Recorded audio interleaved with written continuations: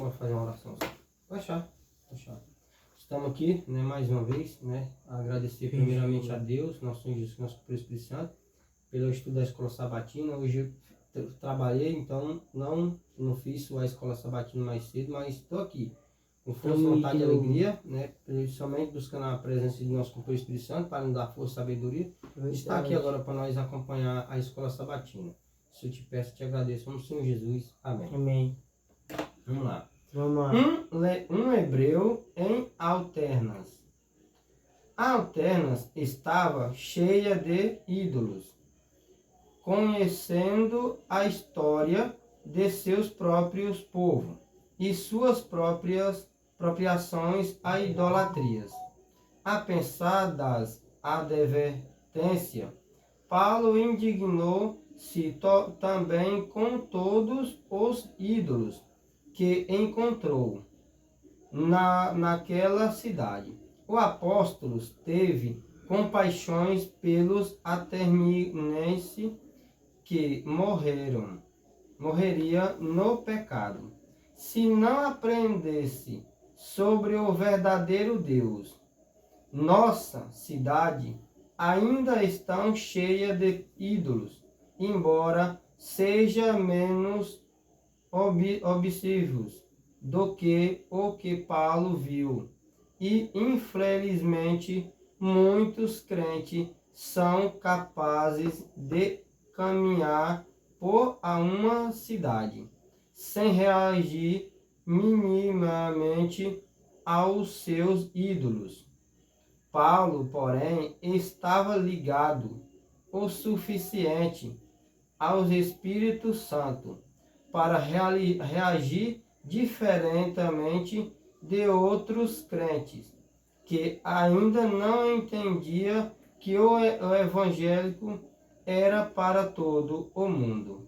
Paulo sabia que Deus queria que os atenienses fossem salvos com todos os demais. Ele entendia que o conceito de missão global era relevar o evangelho aos não alcançados, incluindo pagãos, adoradores de ídolos, bem como os filósofos que enchia as ruas de Atenas. Portanto, Paulo frequentava a praça onde essas pessoas costumavam se encontrar. Podemos dizer que ele formou o primeiro centro de estudo de missão global, em que usava a praça para estudar e testar métodos para alcançar os corações e a mente daquelas pagãs.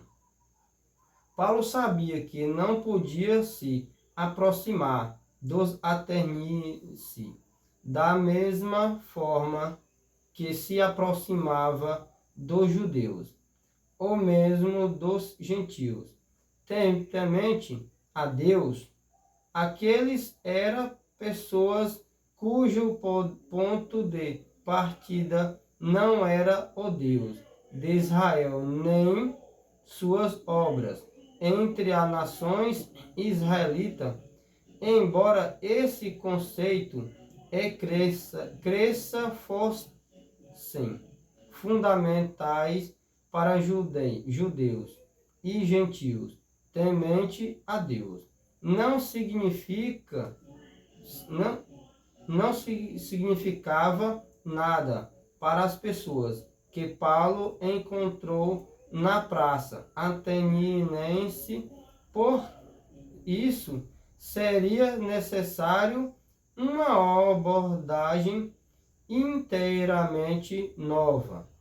Nós também vivemos situações em que buscamos alcançar pessoas cuja origem não tem nada em comum com a herança judaico-cristã. Por isso, como Paulo precisávamos fazer adaptações, uma abordagem que funcionar em Buenos Aires poder ser inútil em Bacrou. Que tipo de ídolos as pessoas adoraram em sua sociedade? E como você pode abrir os olhos delas para a inutilidade dessas práticas? Então tá aqui, ó. A palavra de hoje, né, da Escola Sabatina, falando sobre Paulo, né? Por que Paulo foi pregar para aquelas pessoas? Porque naquele lugar ali, naquela cidade, naquela região, aquelas pessoas, né, eles adoravam ídolos. O que hoje é um ídolo? Tem deles que adoram o sol, tem deles que adoram imagem de cultura, tem deles que adoram a lua, né? Mas o verdadeiro Deus, eles não adoravam. Eles adoravam outros deuses. Então, será que foi Paulo que foi lá? Não. Foi Deus que enviou Paulo para pregar o evangelho certo lá. Né? Teve com certeza gentios, gregos, que se até murmurar contra a palavra de Paulo. Mas quando eles deram fé que a palavra de Paulo era verdadeira, muitos deles se entregaram para viver na obra da palavra de Deus certa. Por quê? Porque lá eles adoravam outros deuses, aqueles deuses que eram mentira, não faziam cura, não faziam milagre, mas eles eram iludidos. Por quê? Porque ali haveria uma pessoa que levava aquelas pessoas para adorar o tipo de imagem, o tipo de Deus, o tipo de, né, adorações falsas. E no nosso dia de hoje realmente tem. Né? Muitos falsos cristos, falsos profetas pregam a palavra de Deus não correta. O mesmo lá fala sobre os católicos. Eu não sou contra nenhum, né? Cada qual siga o seu caminho, mas o que eu falo para cada um que hoje pode ir um católico ou quem sei que for pode ouvir esse vídeo, é verdade. Aqui nós devemos todos, adventista, assembleia, católicos, todos ser humano dessa terra, nós temos que adorar o Deus verdadeiro.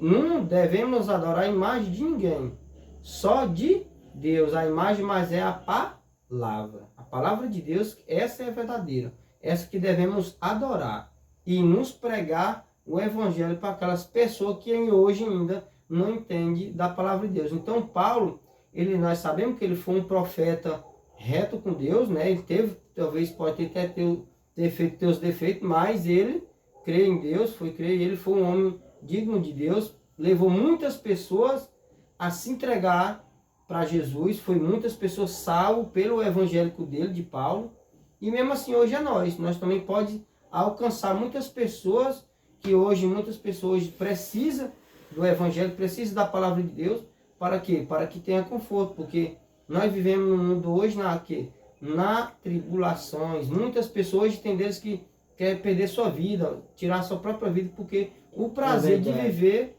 para ela já acabou. Mas por que o inimigo que faz isso? Para impressionar a pessoa entra em depressão até tirar sua própria vida. Mas nós temos quem? Jesus. Para que nós possamos confiar em Jesus, para que ele possa nos libertar dessa situação. Quando a pessoa que está passando por um problema desse, que conhece a palavra de Deus, ele vai pensar por que ele não achou ela antes. Porque ele vai ver a mudança na vida dele. Porque ele vai ver o tanto que ele pode viver muitos anos de vida, mas buscando a palavra de Deus, entregando para Jesus. Então a palavra de Deus, ela não só para o adventista, é para todo mundo nessa terra que nós está. Mas hoje o evangelho que ele está sendo esfriado. Muitas pessoas estão se esfriando. Pessoas que têm o entendimento, que têm a palavra no seu coração, na sua mente, hoje estão se esfriando nos caminhos de Deus. Mas por quê? Porque eles estão pensando que hoje, sabendo que nos últimos dias a palavra de Deus fala que os próprios elitistas se esfriar. Hoje nós não estamos nem no pega mesmo para capar As pessoas estão assim, e quando viam o procedimento mesmo do principal, e aí? Como que a pessoa vai estar? A pessoa tem que estar firme nos caminhos de Deus, porque senão não vai aguentar a pressão, né? Aí muitos devem falar, por que Jesus não voltou ainda? Está acontecendo tudo isso. Mas porque Jesus se profetizou. Antes dele subir para o céu, ele falou. Né? Igualmente lá em João, né, 14, né, ele fala assim, não se turbe o vosso coração, crede em Deus, crede em mim também, que lá na casa de meu pai há muita morada. Se assim eu não for, eu teria dito, pois vou preparar um lugar e voltarei para nos receber para mim mesmo. Para onde que eu estou, esteja vós também. Lá em João 14 ele fala. Por que que fala ali? Para que ele dá-nos conforto para todos nós. Para que nós busquemos a palavra dele, crer nele também, no Pai e no Filho, para um dia, quando ele voltar, ele nos levar para a salvação. Então tá aí. A escola sabatina de hoje foi